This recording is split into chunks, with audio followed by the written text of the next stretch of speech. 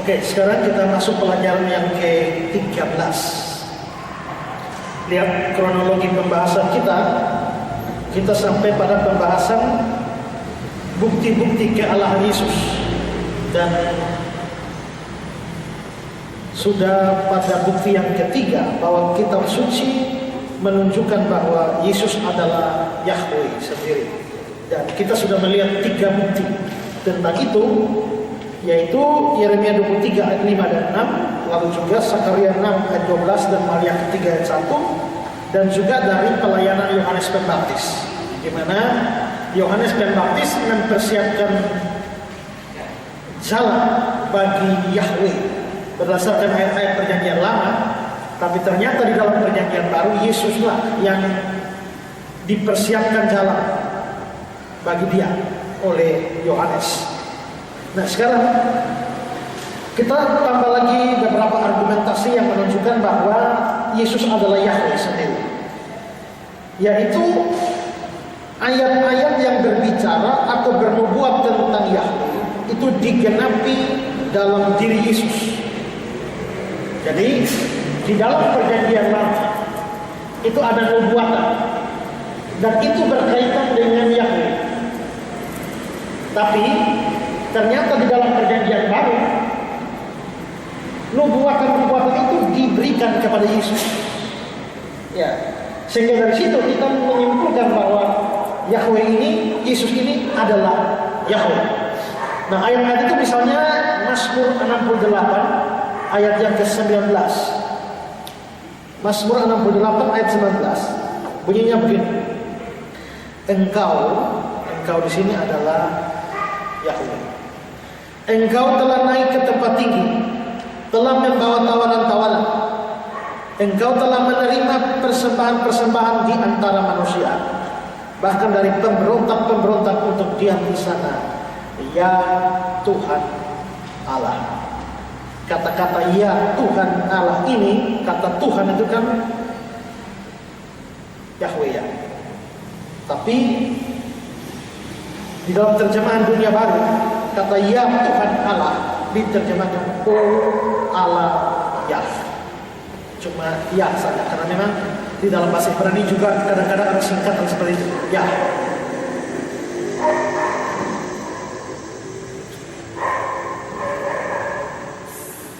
Neko, apa itu neko?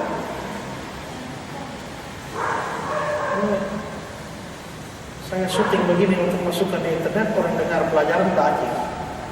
Ya.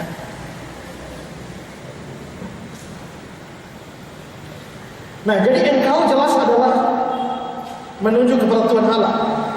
Dan kata-kata yang diterjemahkan Tuhan Allah ini adalah Yah, Elohim, di mana kata Yah adalah kependekan dari Yahweh. Jadi ingat ya, bahwa Alkitab tidak hanya menyebut Yahweh, YHWH. Kadang-kadang ada kata tertentu yang hanya Yah. Itu memang ada. Ya. Nah, di sini di dalam ayat ini kata Yah itu muncul. Nah, tapi perhatikan kalimatnya. Ini jelas berkaitan dengan Yahweh. Engkau telah naik ke tempat tinggi, membawa tawanan-tawanan.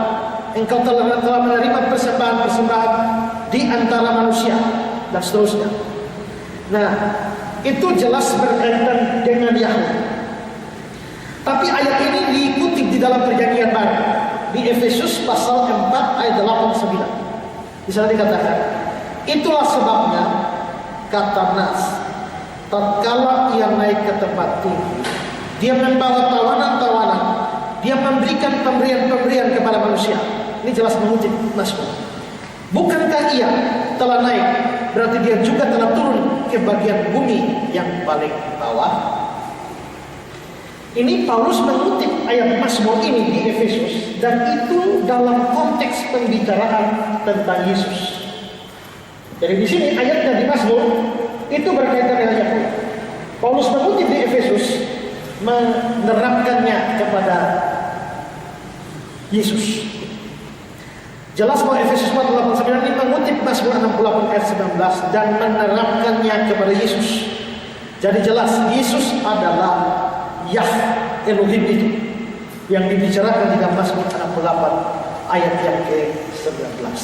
Jadi dari adanya pengutipan ayat dan diterapkan pada Yesus menunjukkan Yesus adalah Yahweh. Ayat lain, Mazmur 122 ayat 25 sampai 28. Aku berkata, ya Allahku, janganlah mengambil aku pada pertengahan umurku. Tahun-tahunmu tetap turun-temurun. Dahulu sudah kau letakkan dasar bumi, dan langit adalah buatan tanganmu.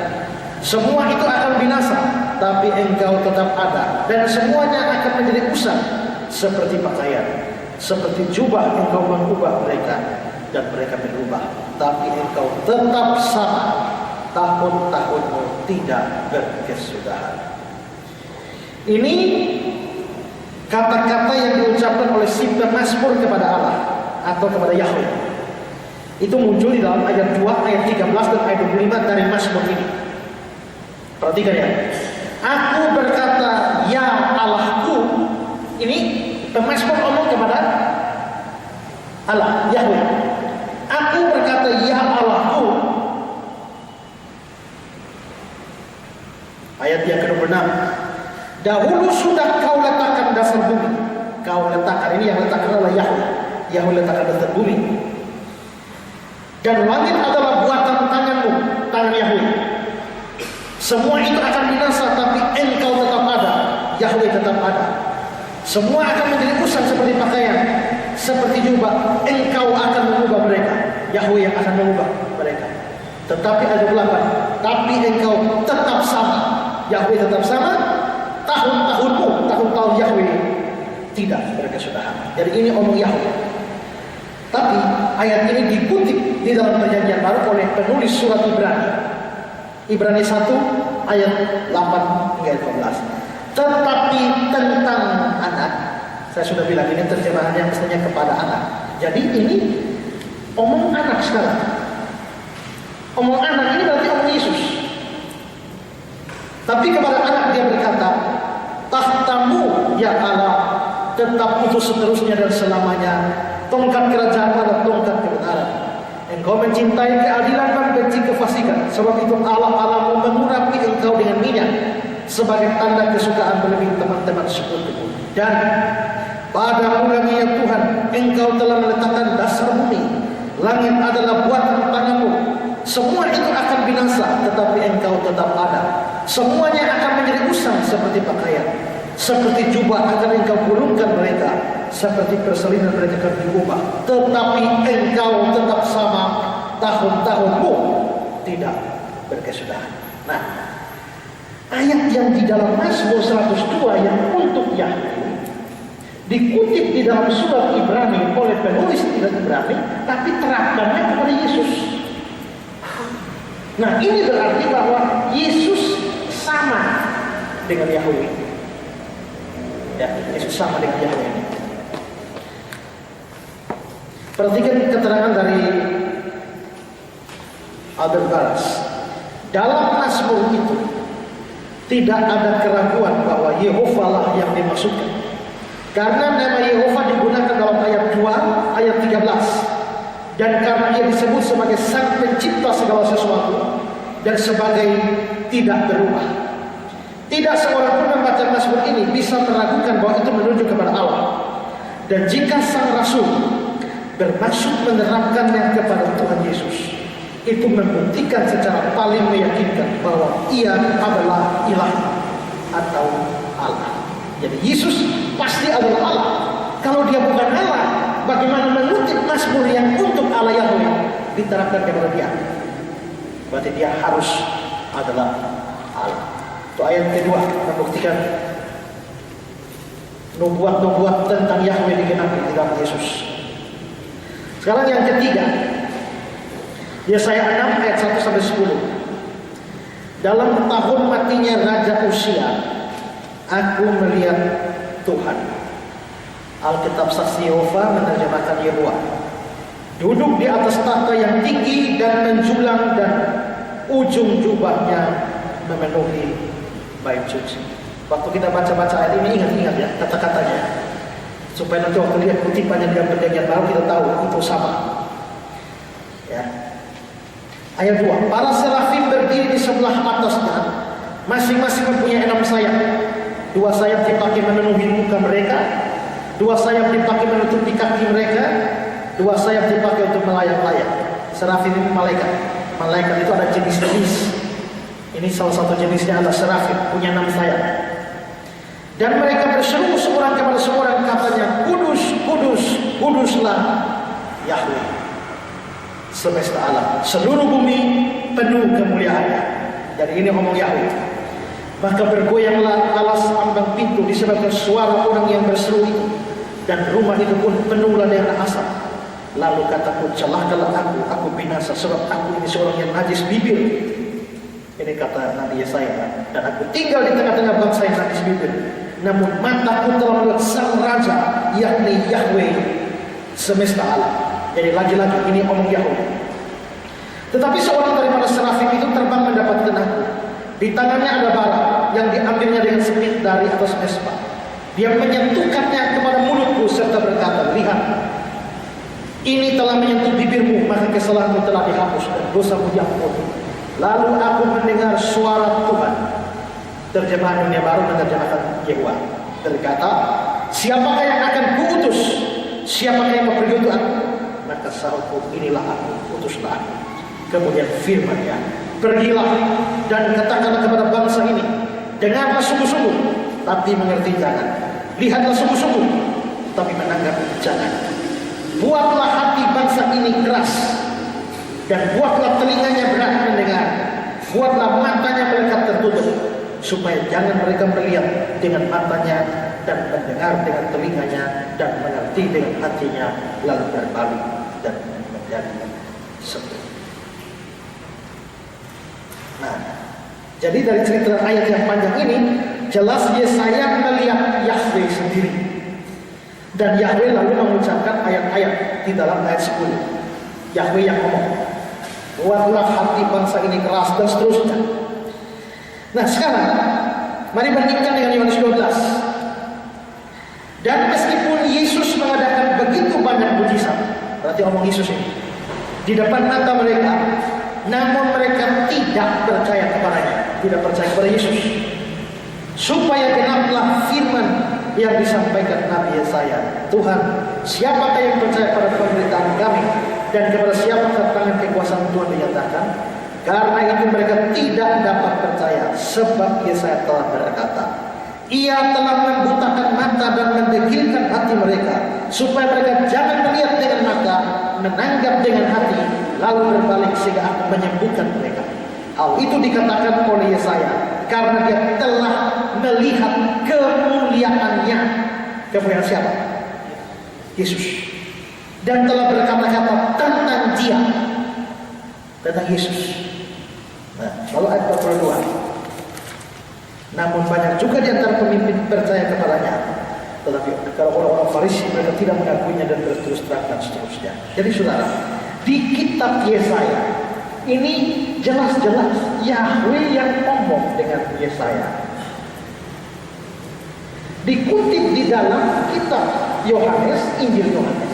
Lalu dibilang Yesaya ngomong itu karena Yesaya telah melihat ke depan dan berbicara tentang dia. Kalau di sini ini ada urusannya dengan Yahweh. Di sini kok diterapkan pada Yesus? Tidak bisa tidak. Sama. Yesus adalah Yahweh itu sendiri. Ya. Sekarang ayat berikut.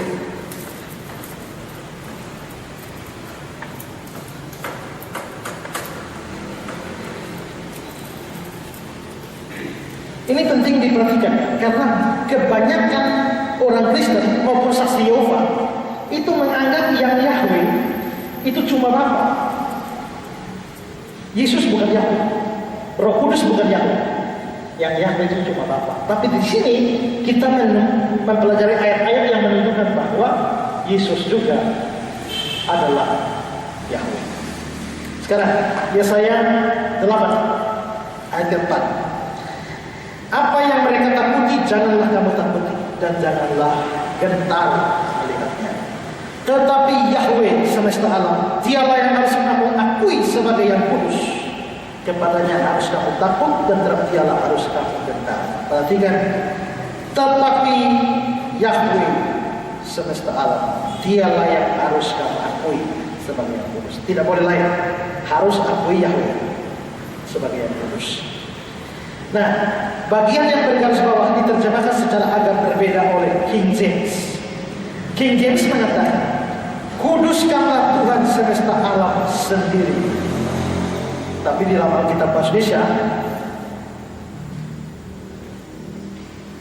dialah yang harus kamu akui sebagai yang kudus. Mestinya adalah kuduskanlah Tuhan semesta alam sendiri. Nah, Yesaya 8 ayat 12-13 ini dikutip dalam 1 Petrus 3 dan diterapkan pada Kristus.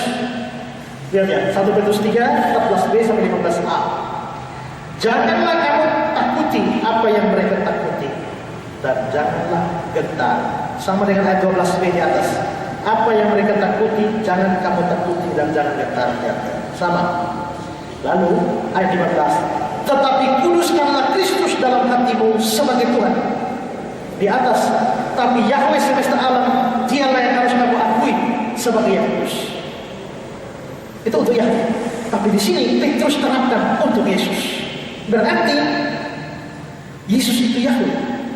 Sekarang pikirkan, kalau yang harus diakui cuma Yahweh, tidak boleh yang lain. Kalau Yesus bukan Yahweh, terus diakui, itu penyembahan berhala. Tapi di sini ternyata Petrus sendiri menerapkan ayat Yahweh kepada Yesus. Harus Yesus adalah Yahweh. Ya. Perhatikan kutipan berikut dari John Commentary. Santo Petrus di sini menggantikan dengan nama Sang Juru Selamat, di mana sang Nabi menulis Tuhan semesta alam, Yehova Sebaot. Perubahan mana merupakan sesuatu yang tidak kurang dari suatu ketidakhormatan terhadap Allah, seandainya Yesus Kristus bukan sungguh-sungguh Allah. Terus Petrus, si orang Yahudi yang tahu bahwa mungkin gelar tertinggi yang bisa diberikan kepada Yehova adalah Tuhan semesta alam, tidak ragu-ragu untuk memberikan gelar itu pada Kristus. Petrus telah mengenalnya dalam perendahan dari kehidupan manusianya. Dia bahkan telah mencuci hati Petrus. Tapi Petrus menggunakan namanya dan nama Tuhan semesta alam, Yahweh Sebaot, sebagai istilah-istilah yang dapat ditukar berbicara tentang kedua nama itu sebagai satu nama. Sedikitnya Petrus tidak ragu-ragu tentang keilahian Yesus. Jadi Petrus yang menerangkan sekarang ini untuk Yahweh, tapi Petrus mengambil Yahweh yang untuk Yahweh diterapkan pada Kristus. Berarti Petrus memang percaya bahwa Yesus adalah Yahweh sendiri. Kelima,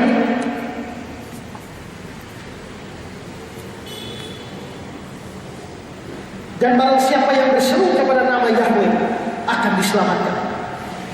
Itu di Yoel 2 ayat yang ke-32. Nah, di dalam perjanjian baru ayat ini dikutip dua kali. Kutipan pertama di Roma 10 ayat 9 sampai 13. Perhatikan. Sebab jika kamu mengaku dengan mulutmu bahwa Yesus adalah Tuhan, berarti omong Yesus kan? Tapi terjemahan dunia baru mengubah Tuhan menjadi Tuhan. Ini sudah kita pelajari minggu lalu. Semua kata Yesus Tuhan untuk Yesus mereka rubah dari Tuhan. Ya. Jadi konteksnya bicara Yesus. Dan percaya dalam hatimu bahwa Allah telah membangkitkan Dia, Yesus, dari antara orang mati, maka kamu akan diselamatkan.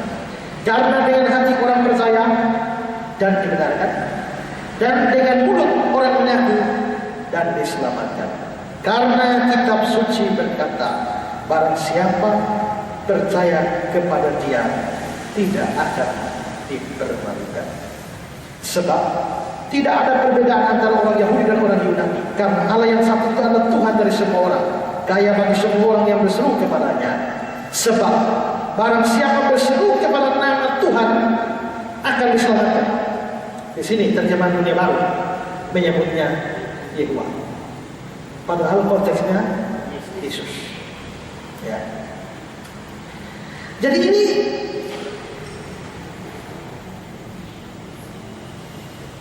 Jelas ya, ayat 13 ini jelas kutipan dari Yoel. Dan kata Tuhan di dalam ayat 13 tidak mungkin menunjuk pada Yahweh. Itu pasti Yesus. Mengapa? Karena ayat 9 itu ngomong Yesus. Sebab jika kamu mengaku dengan mulutmu bahwa Yesus adalah Tuhan, konteksnya Yesus tidak bisa dilarikan ke Yehua di dalam terjemahan saksi Yehova. Kedua, Roma 10 ayat 11 merupakan kutipan dari Yesaya 28 ayat 16. Barang siapa yang percaya kepada Dia tidak akan dipermalukan. Itu kutipan dari Yesaya 28. Siapa yang percaya kepada-Nya tidak akan gelisah. Lalu konteks dari Roma 9:13 juga tentang Yesus. Lihat 14-15. Tapi bagaimana mereka dapat berseru kepada-Nya, kepada Yesus, jika mereka tidak percaya kepada Dia? Bagaimana mereka dapat percaya kepada Dia jika tidak mendengar tentang Dia? Bagaimana mereka mendengar tentang Dia jika tidak ada yang memberitakannya? Dan bagaimana mereka memberitakannya jika tidak ada yang tidak diutus? Seperti yang tertulis, betapa indahnya kedatangan mereka yang membawa kabar baik. Jadi Roma pasal 9 ini ayat 13, ayat 9 omong Yesus, ayat 14-15 omong Yesus, konteksnya Yesus. Maka kutipan dari Yoel, barang siapa berseru kepada Tuhan akan diselamatkan, itu harus pada Yesus. Ya, jadi adalah salah kalau saksi Yehova mengubah terjemahannya menjadi Yehua. Nah, kalau sekarang itu dari Yoel itu adalah Yahweh, sekarang dikutip di Roma 9 ayat yang sama, pasti Yesus adalah Yahweh menurut Paulus. Lalu kutipan kedua di Kisah 2 ayat 21-23. Dan barang siapa berseru kepada nama Tuhan akan diselamatkan. Nah, di sini saksi Yehova menerjemahkan Yehua. Pada ini jelas Yesus. Hai orang-orang Israel, dengarlah perkataan ini. Yang aku maksudkan ialah Yesus dari Nazaret. Ini omong Yesus, seorang yang telah ditentukan Allah dan seterusnya. Saudara lihat ayat 21, itu kutipan dari Yoel tadi. Barang siapa berseru kepada Tuhan akan diselamatkan. Itu kutipan dari Yoel. Tapi di bawah yang aku maksudkan ialah Yesus dari Nazaret. Berarti Yoel 2 itu diterapkan kepada Yesus dari Nazaret. Kalau itu adalah Yahweh di Yoel, diterapkan pada Yesus, berarti Yesus adalah Yahweh. Ya. Paham sampai di sini? Sekarang yang ke-6, ayat yang ke-6.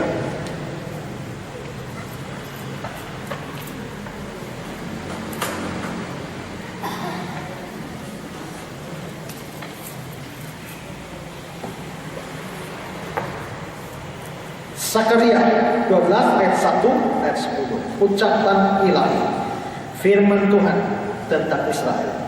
Demikianlah firman Tuhan yang membentangkan langit dan yang meletakkan dasar bumi, yang menciptakan roh dalam diri manusia. Ayat 10. Jadi saudara lihat ayat 1. Ucapan ilahi, firman Tuhan, huruf besar semua, Yahweh, firman Yahweh. Demikianlah firman Yahweh. Ini konteksnya Yahweh. Ayat 10. Aku, berarti Yahweh, aku akan mencurahkan roh pengasihan dan roh permohonan atas keluarga Daud dan atas penduduk Yerusalem, dan mereka akan memandang kepada Dia yang telah mereka tikam, dan akan meratapi Dia seperti orang meratapi anak tunggal, dan akan menangisi Dia dengan pedih seperti orang menangisi anak sulung. Perhatikan kata Dia yang di garis bawah. Ada dua yang di garis bawah. Perhatikan kata Dia yang pertama. Dan mereka akan memandang kepada Dia yang mereka tikam. Nah, kata Dia di situ itu terjemahannya salah. Ya. Mestinya bukan Dia, tapi aku.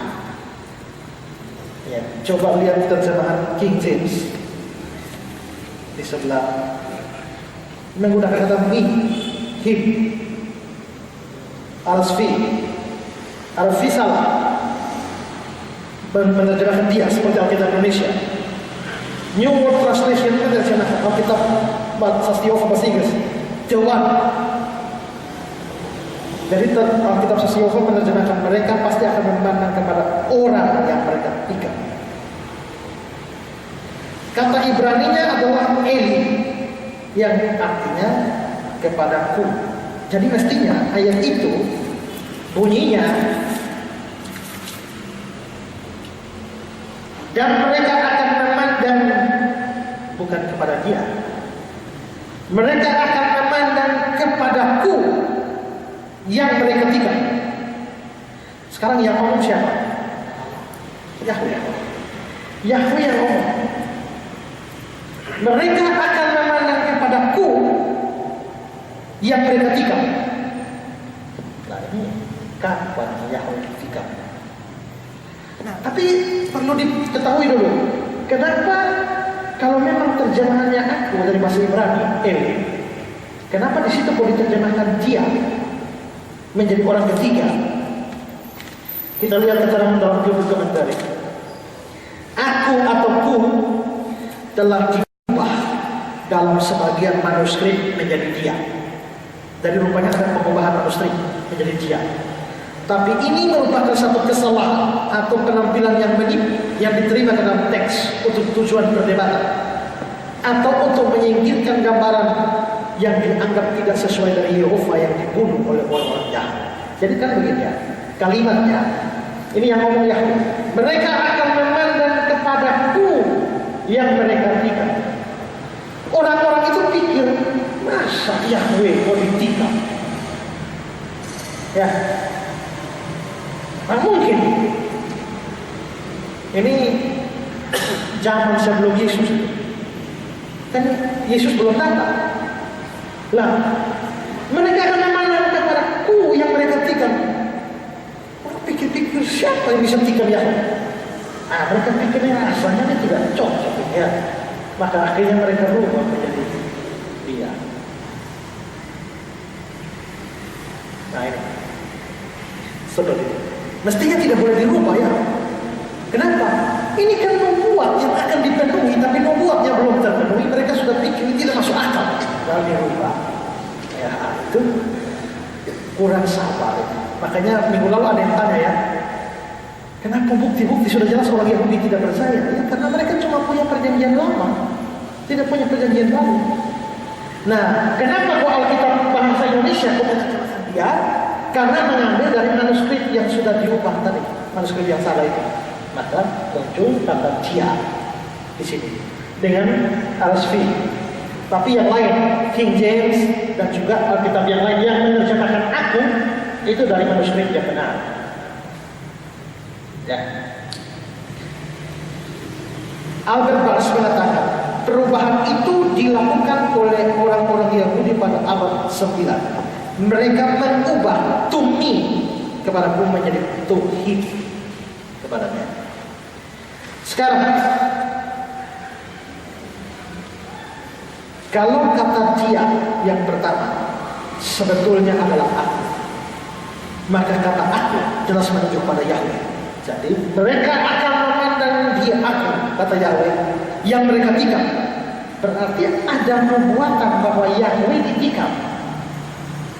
Yahweh ditikam.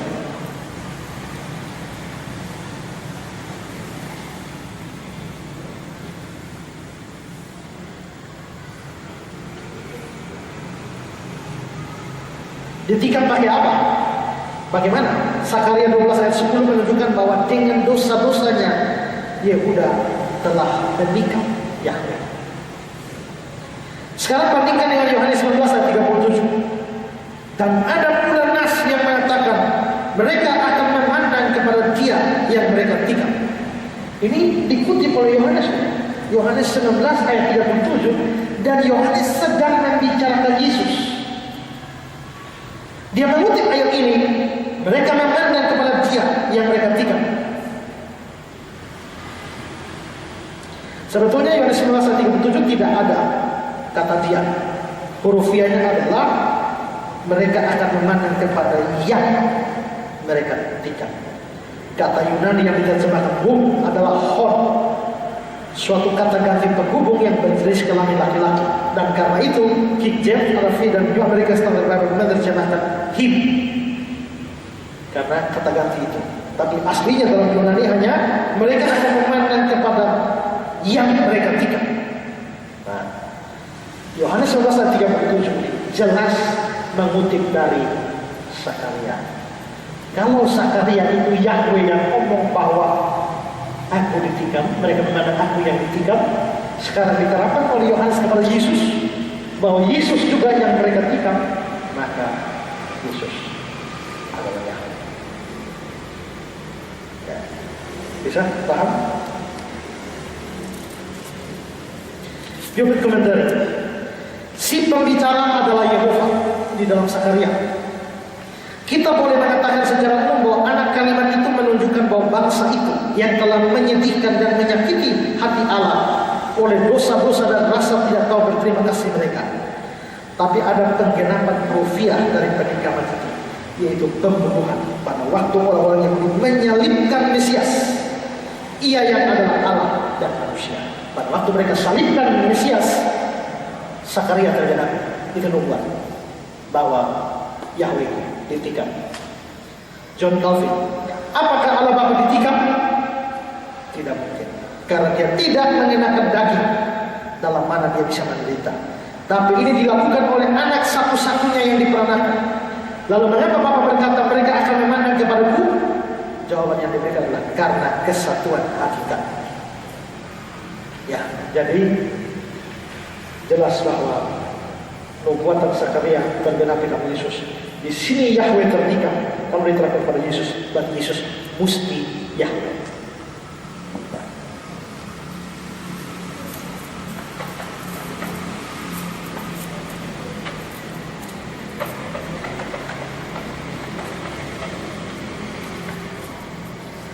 Sekarang kata dia yang kedua. Kata dia ini keduanya adalah dari Sakaria tadi, di belakang tadi ya. 2 halaman sebelumnya ya. Sakaria 12 ayat 10. Aku akan mencurahkan roh pengasihan dan roh permohonan atas keluarga Daud, atas penduduk Yerusalem, dan mereka akan memandang kepada dia, mestinya ada memandang kepada aku yang telah mereka tikam, dan akan menatapi dia seperti orang menatapi anak tunggal. Nah, ini kata dia yang kedua yang lagi dibahas. Kata dia yang kedua ini terjemahannya memang betul. Pakai kata dia. Dalam jumlah komentar dikatakan ada perubahan kata ganti orang di sini. Kata dia kan ada 2 ya. Yang pertama tadi kan kita bilang terjemahannya salah, jadi mestinya aku. Tapi kata dia yang kedua ini betul, memang dia. Jadi ada perubahan dari aku menjadi dia dalam satu ayat 10. Ya. Ada perubahan kata ganti orang di sini. Yehova berbicara tentang Mesias sebagai pribadi yang berbeda dengan dirinya sendiri. Berarti ini aku, ini dia, berarti sudah orang lain. Nah, tapi Calvin mengatakan tidak. Di sini waktu yang ngomongnya kan Yahweh. Waktu Yahweh berkata aku ditikam, perkenapannya dalam Yesus. Tapi waktu Yahweh berkata tentang dia, berarti orang lain. Nah, apakah ini bukan Yahweh? Tidak. Di sini yang berbicara ini membedakan dirinya dari Sang Mesias. Ya, karena memang mereka pribadi berbeda. Calvin mengatakan di sini ada perubahan dari orang pertama menjadi orang ketiga. Karena sekalipun Kristus adalah sama dengan Bapa, tapi berbeda perkenaan dengan pribadi. Hakikatnya sama, pribadinya beda. Lalu itu pikiran Calvin yang pertama. Pikirannya yang kedua, cara berbicara orang Ibrani kelihatannya menyetujui pandangan orang lain bahwa sang nabi memperkenalkan Allah sebagai pembicara dan lalu menceritakan sendiri sebagai pelayan Allah. Apa yang akan terjadi? Dan Calvin memegang pandangan yang kedua. Pandangan kedua ini artinya itu adalah cara orang Ibrani ngomong. Itu kebiasaan. Ngomong tentang aku tiba-tiba bisa berubah menjadi dia. Itu cara mereka, tradisi mereka ngomong begitu. Itu sama seperti kita juga ya.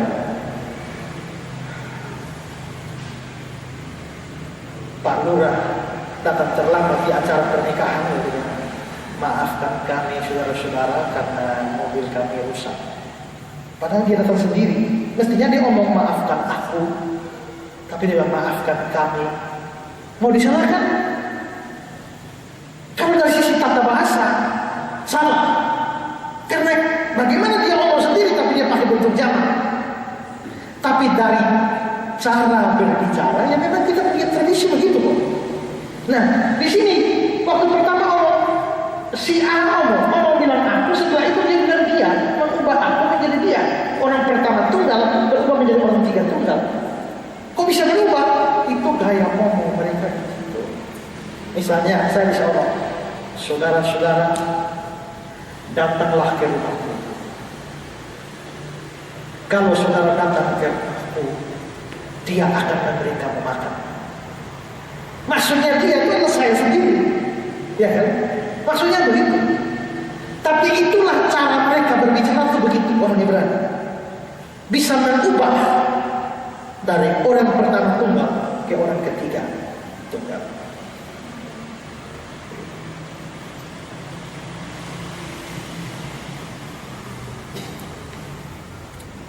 Jadi dari sini terlihat, perhatikan kesimpulan, di dalam perjanjian lama ada sekian ayat yang bicara tentang Yahweh, atau yang mana Yahweh bicara membuat tentang Yahweh. Ternyata di dalam perjanjian baru semua ini dikutip di perjanjian baru diterapkan kepada Yesus. Kalau Yesus bukan Yahweh, bagaimana para penulis perjanjian baru mengutip semua ayat ini diterapkan kepada Yesus? Tidak bisa tidak. Maka Yesus harus adalah Yahweh. Itu kesimpulan kita. Tapi saudara, saya bilang ya, saksi Yehova ini bukan bidan kacang. Ya, bukan bidan kacang. Sudah begini pun mereka ada jawaban. Ya, mereka ada jawaban. Jadi mereka ini bidat yang hebat sekali menurut saya. Kalau ada bidat yang rajin pakai ayat, saksi Yehova, tidak ada yang lawan dia lalu pakai ayat. Ya. Saya pernah dengar ada orang masuk saksi Yehova, orang Kristen masuk saksi Yehova, gara-gara melihat diskusi seorang pendeta dan saksi Yehova. Begitu pendetanya ngomong, hanya ngomong-ngomong, tapi begitu saksi Yehova ngomong, buka ayat ini, pas, buka ayat ini, pas, buka ayat ini, pas, buka ayat ini, pas. Itu orang lihat ini. Kalau ini orang bukan dari Tuhan, bagaimana dia bisa tunjuk ayat pas? Ini terjadi di hotel. Akhirnya dia pikir ini pasti dari Tuhan. Roh Kudus yang tuntun orang satu ngomong ayat pas, dia tidak pakai buka kita. Ngomong saya ngomong begini pas semua. Dia pikir-pikir ini pasti dari Tuhan. Akhirnya dia masuk saksi Yehova. Itu dia masuk saksi Yehova. Nah kalau kita ini kan rumit ya. Ya mestinya kita mesti punya ayat hafal, gitu. Kalau bisa satu minggu hafal ayat satu itu lumayan ya. Cara menghafal ayat paling bagus itu adalah paling sering-seringlah digunakan. Kalau hanya hafal begitu saya pasti lupa. Tapi kalau sering gunakan, maka kita akan hafal ayat. Nah, jadi mereka saksi Yehova kuat dalam ayat. Sekarang, ini kesimpulan kita dengan dikutipnya sejumlah ayat perjanjian lama untuk Yahweh diterapkan kepada Yesus, menjadikan Yesus adalah, kesimpulannya adalah Yesus adalah Yahweh. Itu kesimpulan kita. Tapi bagaimana tanggapan saksi Yehova? Mari kita lihat tanggapan mereka. Penulis-penulis Alkitab yang terilham menerapkan ayat-ayat dari Alkitab Ibrani. Alkitab Ibrani itu perjanjian lama yang jelas berlaku untuk Yehuwa kepada Yesus Kristus. Jadi mereka akui juga untuk Yehuwa diterapkan kepada Yesus. Mereka akui.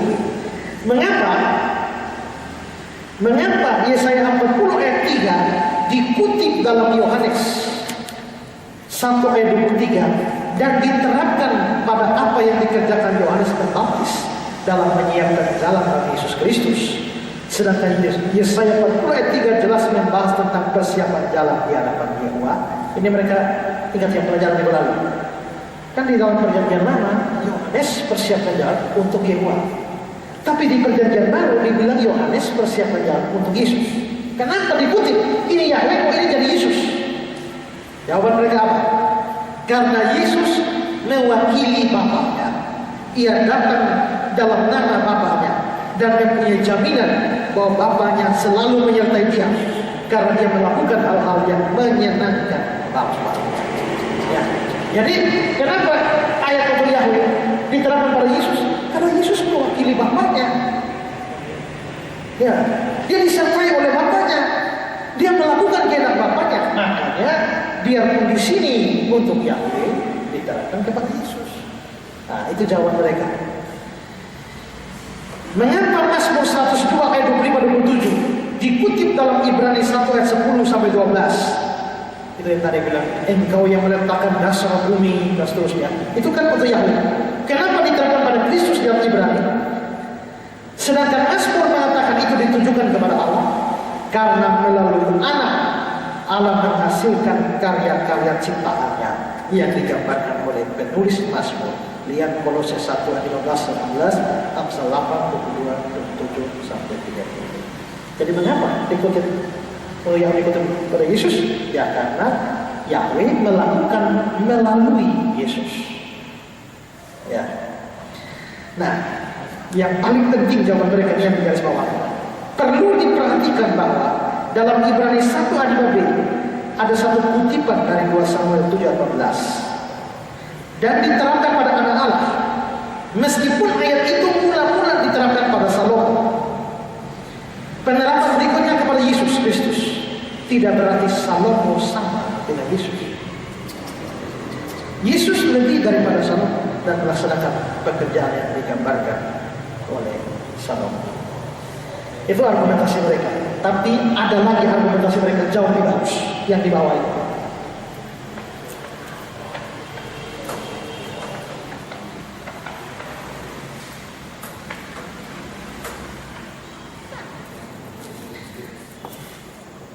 Jika sebutan tertentu, ingat sekali lagi ingat ya, yang kita simpulkan adalah PL untuk Yahweh dikutip dalam PB diterapkan pada Yesus. Kesimpulan kita, ya Yesus ini adalah Yahweh.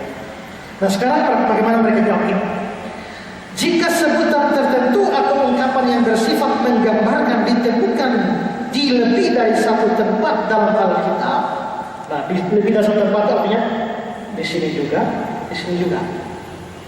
Kalau ditemukan di lebih dari satu tempat, jangan kita tergesa-gesa menyimpulkan bahwa itu harus selalu ditujukan pada orang yang sama. Jadi kalau di sini Yahweh, di sini Yesus, kalau Yesus adalah Yahweh, jangan, kata mereka. Pemikiran demikian akan membawa kita pada kesimpulan bahwa Nebukadnezar adalah Yesus Kristus karena keduanya disebut raja segala raja. Dalam Daniel 2 ayat 37, Wahyu 17-18. Di dalam Daniel, Nebukadnezar disebut raja segala raja.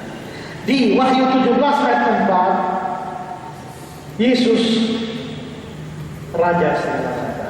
Nah kalau begitu, ya Yesus raja segala raja, Nebukadnezar raja segala raja, berarti Yesus adalah Nebukadnezar. Masuk akal ya? Ya. Jangan mereka bilang, kalau hanya mau di sini dikutip, di sini diterapkan sama di sini, berarti ini adalah ini. Nebukadnezar adalah raja segala raja. Yesus adalah raja segala raja, berarti Yesus sama dengan Nebukadnezar. Begitu. Wah, ini payah kalau kita demo mereka pan ini dan mereka ada ayat. Daniel 2:37 Nebukadnezar raja segala raja. Wahyu 17:14 Yesus. Dan bahwa murid-murid Yesus sebenarnya ialah Yesus Kristus karena keduanya disebut terang dunia.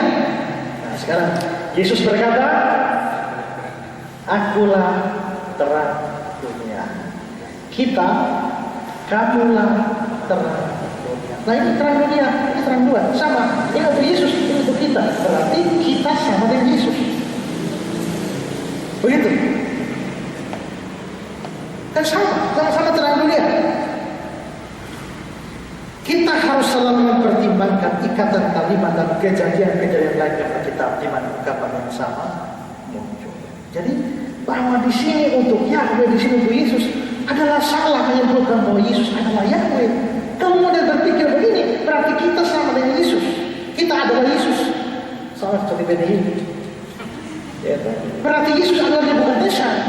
Begitu. Kalau sama, wah ini argumentasinya bagus. Ya, argumentasinya bagus.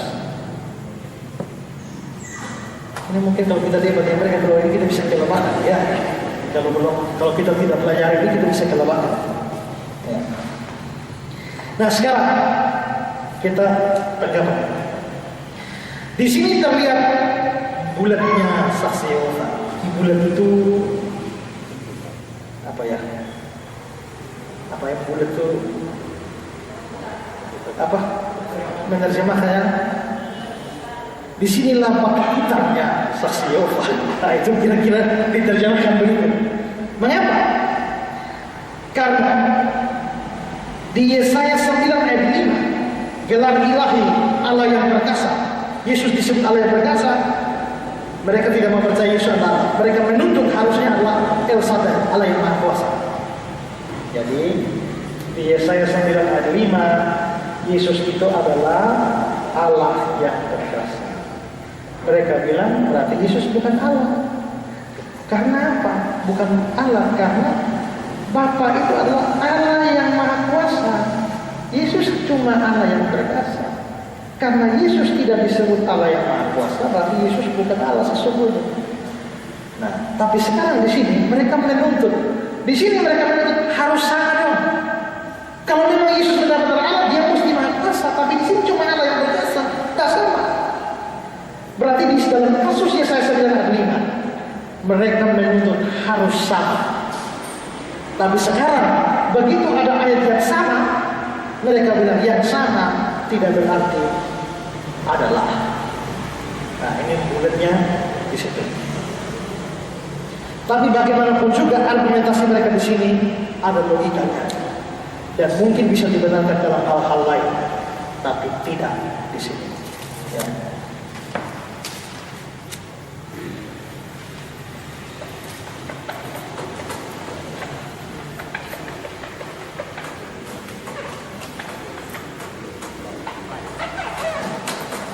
Sekarang lihat poin B. Pada waktu ada dua orang atau dua pribadi diberi sebutan atau gelar yang sama.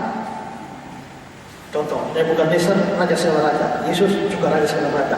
Yesus terang dunia, kita terang dunia. Kalau ada yang sama, kita harus teliti apakah sebutan atau gelar itu diberikan dalam arti yang sama atau tidak. Jangan-jangan sebutannya sama, artinya berbeda.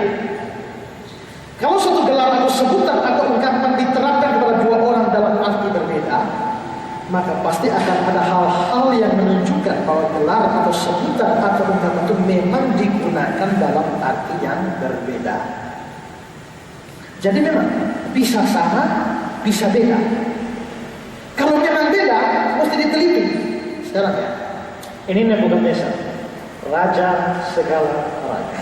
Ini Yesus, raja segala raja. Kalau memang sama, kita tidak bisa dapat perbedaan. Tapi kalau ternyata penggunaan raja segala raja di sini dan di sini beda, maka kita harus menemukan ada keterangan perbedaan di situ. Ya. Nah sekarang kita lihat, Nebukadnezar dan Yesus disebut dengan sebutan yang sama, yaitu raja segala raja.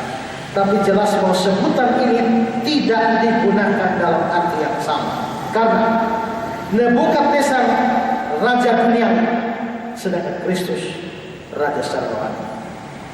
Beda. Kedua, kerajaan Nebukadnezar sekalipun besar, tapi hanya sebagian dari dunia ini. Sedangkan kerajaan Kristus mencakup segala sesuatu. Beda.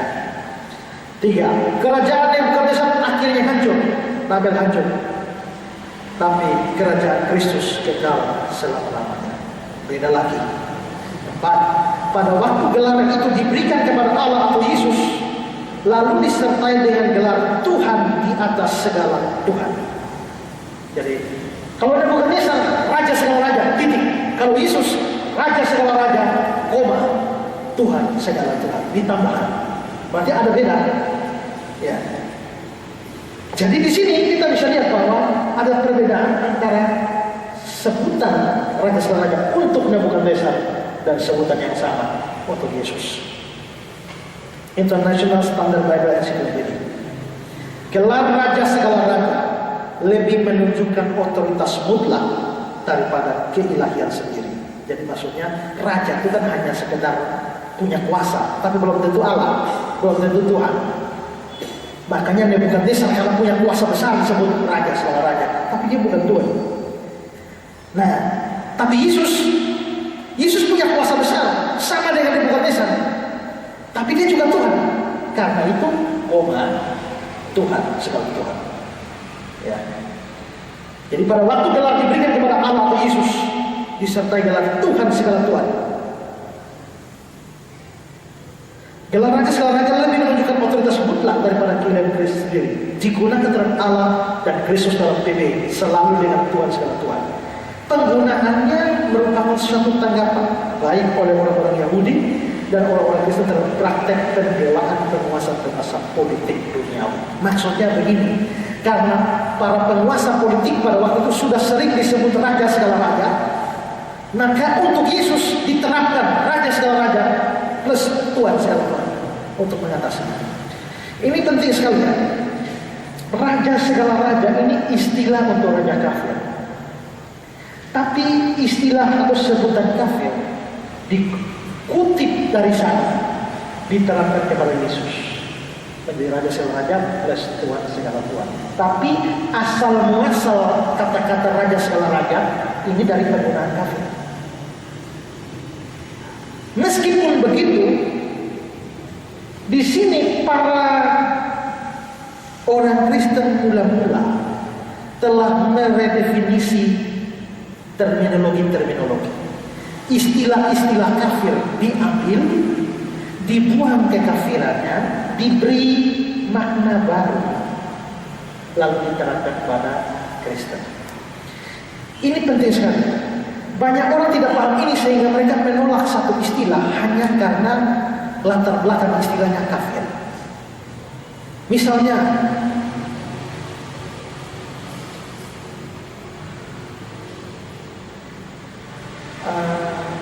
problem kemarin, mau happy Easter atau happy Passover. Lalu mereka bilang, kita tidak boleh happy Easter. Mengapa? Karena kata Easter itu berasal dari nama salah satu dewa, yaitu dewa Ishtar. Nah, karena itu Easter itu kafir. Karena itu kita tidak boleh bilang happy Easter. Saya sudah jawab, sebenarnya Easter tidak ada hubungan dengan Ishtar. Tapi seandainya memang Ishtar, kenapa tidak? Kalaupun Ishtar kafir, kenapa kita tidak bisa pakai? Ini juga kafir, tapi dipakai. Maknanya diperbaharui. Ya, sekarang Januari, Februari, Maret, April, Mei, Juni, Juli, itu semua adalah nama dewa orang Romawi. Coba. Karena itu kafir, berarti kita tidak boleh pakai bulan Januari, Pak. Kan itu kafir. Berarti rubah saja dengan bulan kita sendiri. Kasih nama sudah apa? Kita tidak bisa lepas.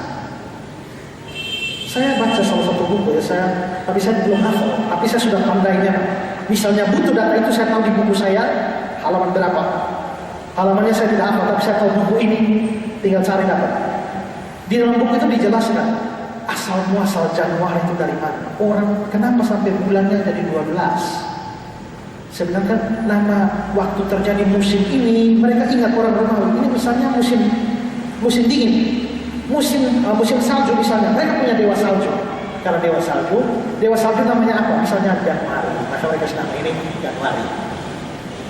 Tahu-tahu kita ada musim panas, musim semi, ada satu dewa yang mengurus itu. Dewa apa? Misalnya dewa April, kasih nama April. Tapi tapi dalam daftar mereka saja hanya 10 dewa, kurang 2. Terus ambil dari mana lagi? Nah, ini sudah habisnya dewanya. Yang untuk dipakai nama bulan habis. Karena itu, pas Kaisar Agustus naik, maka mereka ambil nama dia saja untuk dijadikan salah satu bulan Agustus. Begitu. Jadi makanya nama-nama hari kita, Senin, Selasa, Rabu, Kamis, Jumat, Sabtu, itu juga Minggu juga, itu nama kafir semua. Ada yang bilang Sunday, hari Minggu, Sunday. D itu hari, Sun itu matahari. Jadi harinya dewa matahari. Tapi kita kematian hari Sabtu, hari Minggu. Berarti kita kafir dong. Kalau mau begitu, jangan pakai istilah Senin, Selasa, Rabu, Kamis, Jumat, Sabtu. Lu ciptakan sendiri. Tidak bisa, ya kan? Kita beribadah pada Sunday, tapi kita beribadah sudah tidak ada hubungan dengan dewa matahari.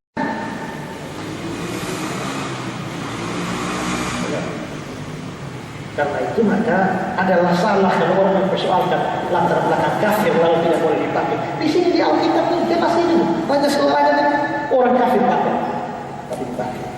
Saksi Yehova tidak mau merayakan ulang tahun, itu salah. Merayakan ulang tahun itu adalah tradisi kafir. Karena di dalam Alkitab hanya ada dua orang yang merayakan ulang tahun. Yang pertama adalah Firaun dan yang kedua adalah Herodes. Nah, Firaun ini siapa? Orang kafir. Herodes ini siapa? Orang kafir. Pada waktu Firaun merayakan ulang tahun itu ada terjadi satu pembunuhan, siapa itu lupa saya. Tapi waktu Herodes melakukan ulang tahun terjadi pembunuhan, yaitu kepalanya Yohanes Pembaptis. Jadi dalam dua perayaan ulang tahun, satu di perjanjian lama, satu di perjanjian baru, dua-dua kafir dan dua-dua terjadi pembunuhan. Apakah kita sekarang mau merayakan ulang tahun? Itu sama dengan kafir. Maka orang saksi Yehova tidak akan happy birthday, happy birthday, happy birthday. Tidak boleh. Nah, karena ulang tahun tidak boleh, maka Natal itu sama dengan merayakan hari ulang tahun Yesus. Maka Natal pun tidak boleh. Ah, itu saksi Yehova begitu. Karena begitu. Tapi kita jawab, apakah orang kafir melakukan ini maka kita tidak boleh? Di dalam Alkitab ada cerita bahwa yang jadi bendahara itu cuma orang Kristen KTP, yaitu Yudas. Berarti sebegitu. Keren. Di dalam Alkitab yang cerita ada orang mandi di sungai itu cuma Naaman, orang kafir. Jadi kita tidak boleh mandi di sungai. Kita tidak boleh pakai bendahara karena di dalam Alkitab hanya orang Kristen KTP yang jadi bendahara. Rusaklah semua. Kita tuh memang harus beda dengan orang kafir, tapi tidak beda segala-galanya. Kita harus beda yang dilarang firman. Kalau tidak dilarang firman, biar sama dengan orang kafir itu tidak apa-apa. Ya. Orang kafir mandi di kali. Karena orang kafir mandi di kali, saya tidak boleh sama dengan orang kafir. Jadi saya tidak boleh mandi di kali.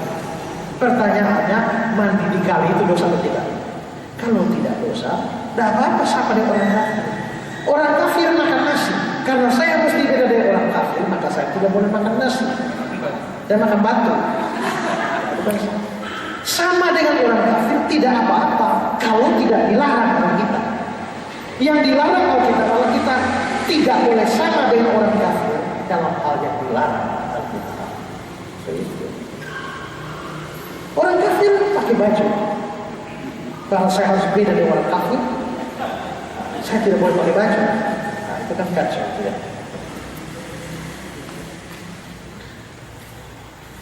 Terus kita orang Kristen terang dunia, Yesus terang dunia. Kelihatan istilah sama, ada perbedaan? Ada. Karena Yohanes 1 ayat 9 membicarakan Yesus sebagai terang yang sesungguhnya. Terang yang sesungguhnya telah datang dalam dunia. Yesus terang sesungguhnya. Tapi orang Kristen dalam Efesus 5 ayat 8 mengatakan terang di dalam Tuhan. Berarti kita bukan terang sungguh-sungguh, kita cuma memantulkan terang Kristus. Karena kita di dalam Kristus, maka kita menentukan terang Kristus. Berarti ada beda. Ya. Sama juga Yesus anak Allah, saya juga anak Allah. Berarti sama dong. Oh, ada beda. Yesus itu anak yang tunggal. Karena begitu besar kasih Allah, dia memberikan anaknya yang tunggal. Kalau kita bukan anak tunggal, kita anak adopsi. Dalam Galatia pasal 4 ayat 5. Dia diutus untuk menebus mereka yang takut kepada hukum Taurat, supaya kita diterima menjadi anak. King James bilang, the adoption of son. Kita ini, biarpun Yesus anak Allah, kita anak Allah, beda. Ada beda. Kita anak adopsi, dia anak sungguh-sungguh, dia anak tunggal. Yesus terang dunia, kita terang dunia. Bedanya dia terang sungguh-sungguh, kita hanya menentukan. Gitu. Nebukadnezar raja segala raja, Yesus raja segala raja. Ya, tapi ada beda. Satu duniawi, satu rohani. Satu hanya tidak seluruh dunia, Yesus segala sesuatu. Satu sudah musnah, yang satu ini tetap selama-lamanya. Yang satu cuma raja segala raja, yang ini raja segala raja plus Tuhan segala Tuhan. Nah, berarti ada beda. Jadi harus dilihat. Kalau sama, mesti dilihat itu betul-betul sama atau memang ada beda. Nah, di sini Yahweh untuk Yahweh. Di sini diikuti untuk Yesus dan sama. Tidak ada beda. Kalau tidak ada beda, Yesus adalah Yahweh. Kesimpulannya harus begitu.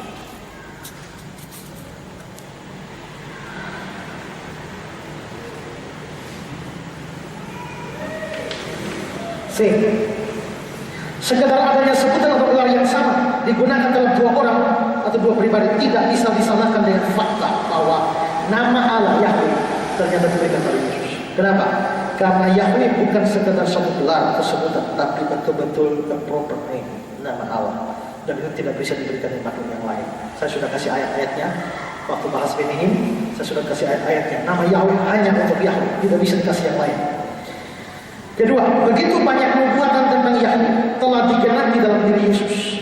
Sangat tidak masuk akal untuk mengatakan bahwa nubuat-nubuat itu digenapi dalam Yesus. Seperti kata mereka, ya, karena Yesus adalah wakil dari Allah. Jadi, mengapa ayat itu Yahweh diterangkan pada Yesus kalau Yesus adalah wakil dari Allah? Tidak masuk di akal. Mengapa? Karena tidak pernah ada dalam kitab suci ada nubuat tentang seseorang lalu digenapi oleh wakilnya, yang adalah pribadi yang berbeda terpisah total dari yang diwakili. Kalau nubuat itu tentang Yahweh, maka harus digenapi dalam diri Yahweh. Kalau tidak, maka itu berarti nubuat itu gagal atau tidak digenapi. Jadi pada waktu nubuat digenapi dalam diri Yesus, hanya tinggal dua kemungkinan: nubuatnya gagal atau Yesusnya Yahweh. Itu saja. Nah, nubuatnya tentang Yahweh kok bagaimana digenapi oleh wakilnya? Kalau wakil yang menggenapi, berarti nubuatnya tidak pas. Kenapa dari awal tidak nubuat tentang wakil, tapi harus nubuat tentang Yahweh digenapi oleh yang mewakilinya? Tidak. Kalau digenapi oleh yang mewakili, nubuat salah. Jadi tinggal dua kemungkinan: nubuat di sini salah, atau Yesus nubuatnya benar dan Yesus adalah Allah. Dan pilihan kita harus yang kedua.